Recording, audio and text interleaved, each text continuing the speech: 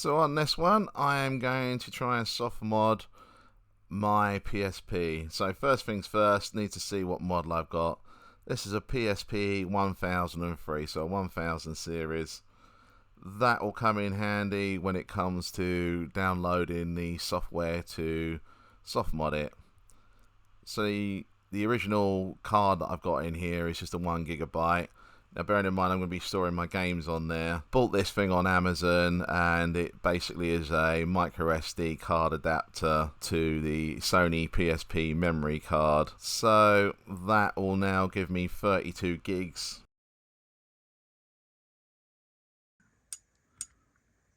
That's the first thing I'm going to do. When you put a new card in, you need to format it on the PSP itself.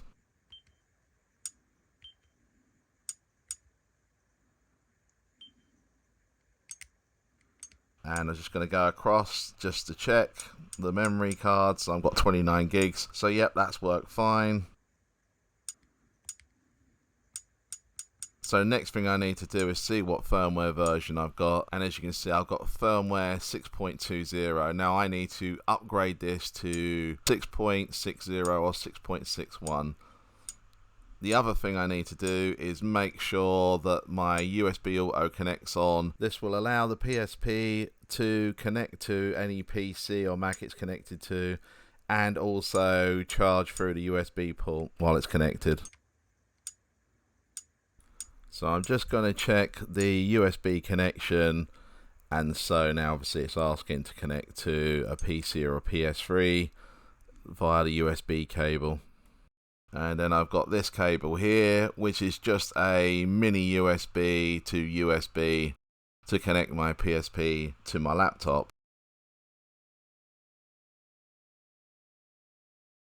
So I'm using PS Punk website. Now the first thing I need to do with this console is I need to update it to 6.61. So depending on what PSP you've got, depends on what version you'll download.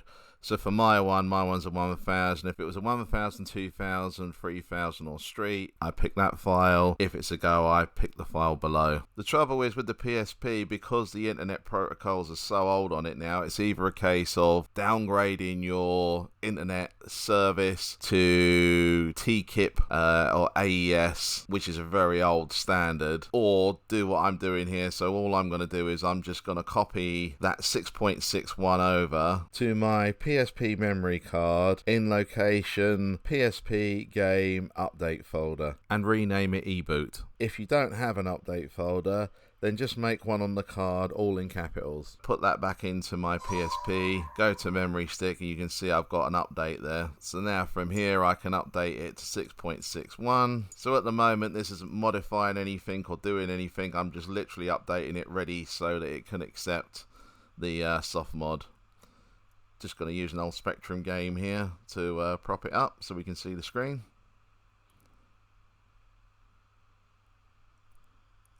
That's all done. Press X to restart. Now if I go to my system settings and check my system information, you can see I'm on version 6.61. So we're good to go for the update. So just going to delete them two out of there now. Don't need them.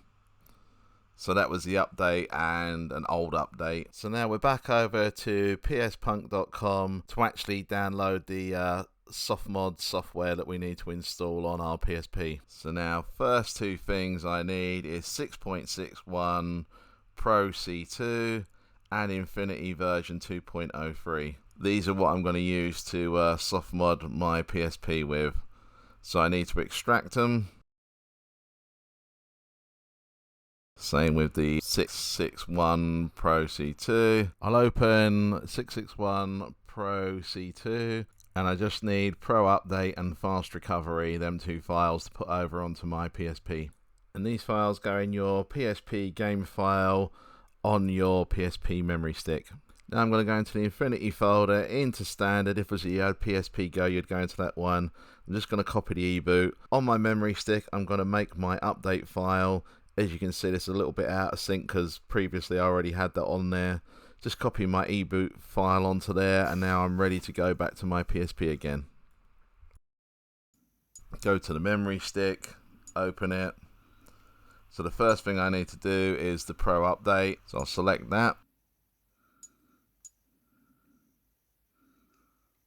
Now the screen will go a little bit blank here and stuff, don't worry about it too much, and then it will come up with this, just asking whether I want to update. Press X to install. I've just plugged the power lead in as well, just to make sure it doesn't lose power while I'm doing this.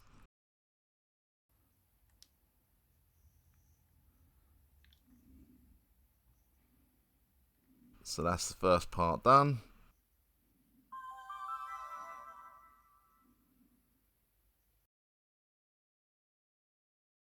Now I need to go over, check my system settings and system information, and that should have changed now to 6.61 Pro C. So that means the softmod's been installed. Now I need to do Affinity 2, install that.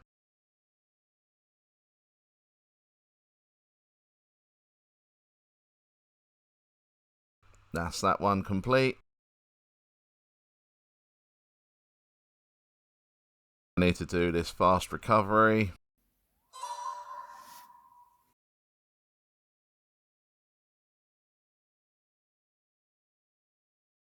And then absolute last of all, go back to Infinity 2 again. Now I need to press left on the D-pad.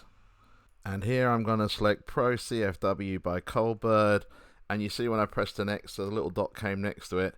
Now if I don't do that and I just rebooted, when I started my PSP again, the Softmod wouldn't be installed. So now I've just unplugged the power and I'm just going to reboot it. And what we'll see when I restart, now if I go over to system settings and then go to my system information, you can see there's a little infinity sign now next to the 6.61 Pro C, which means it's a permanent install now. Like every time I reboot, it will be up there. So now to add some games on there, I need to make a file called ISO on my memory stick. So I'm going to add some games onto that ISO and see what we get.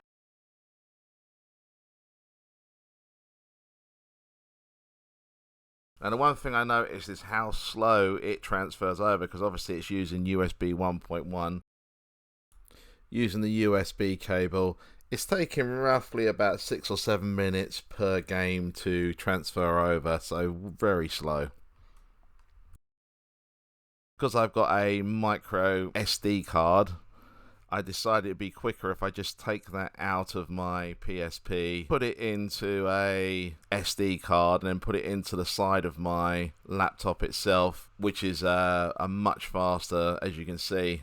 The speed of transfer now is much greater. Ideal if you're doing a lot of games, transferring a lot of files over. So what I've done, 3 of the files are just the ISOs. One of them I've left in a folder. I just wanted to see whether it would show up or not if I left them in the folders. And as you can see, it doesn't show up. But the 3 that are ISOs directly in the folder are there. So I've got Ultimate Ghosts and Goblins anyway. But I just want to have a little comparison to see how it runs off of the memory stick compared to off of the UMD drive. So starting the game, fairly quick to get into it. The one thing I've noticed running the games off of the memory stick, they do tend to load a lot quicker. So in comparison, if I put the disc in now,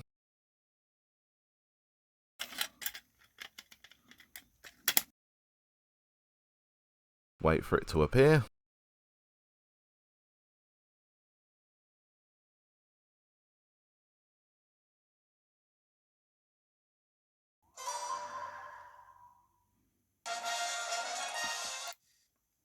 So running it from the memory stick, when the map started, it barely got along the map before I was allowed to start the game. On the UMD disc, however, it goes all the way along the map and starts coming back again before I can play the game properly.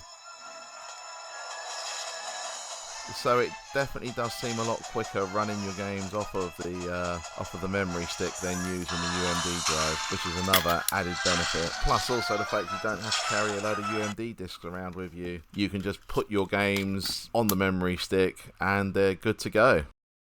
So that's all working. I'll see you in the next one.